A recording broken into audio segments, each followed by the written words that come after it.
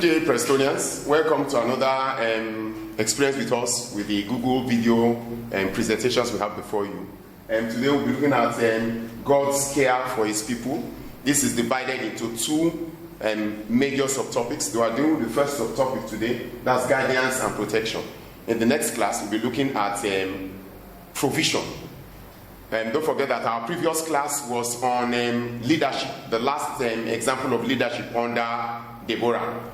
And even though it was short, remember, you still have to ensure that the basic points are points you understand and you commit to heart. Now, when we look at God's care for His people under guidance and protection, there is an emphasis here on the crossing of the Israelites on the Red Sea. Their exit from Egypt, crossing of the Red Sea, up to the point where they now began to travel into the promised land. I want you to take note of the fact that God manifested His presence with the Israelites at day in the presence of a cloud, and at night God did this with the presence of fire.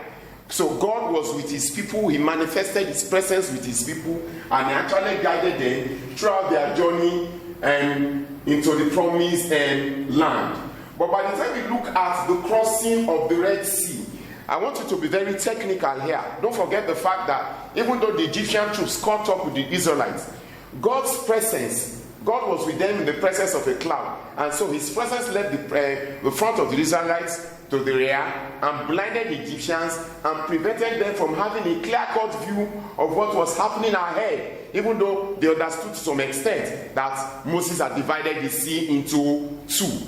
The Israelites had crossed over before God now allowed the Egyptians to rush in. And we will be finding these full details and all the rest in the Bible references that are before you. I want you to take note this point of significance, that God demonstrated in this experience that He is able, and even till today, He is able to protect His people regardless of the harsh or hostile circumstances that may befall them. Of course, it's an introduction. You don't expect me now to be giving you the entire storyline.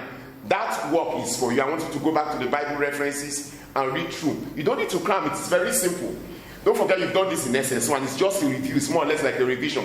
And I'm deliberately taking you through these topics bit by bit, so that by the time you have a thorough refresh, then you are perfect and ready for the exam that lies ahead. Because once this corona crisis is over, you'll be dealing with your WAEC and NECO. I wish you the best as you read through your Bible references. If you have any questions, you can post this across to me when you get to Google Classroom. Stay refreshed. Please maintain a very good level of focus, and I'm convinced you have a thorough understanding of this very topic, so that we can move on and quickly ahead to deal with the next topic, which will be provision under God's care for His people. Have a nice day.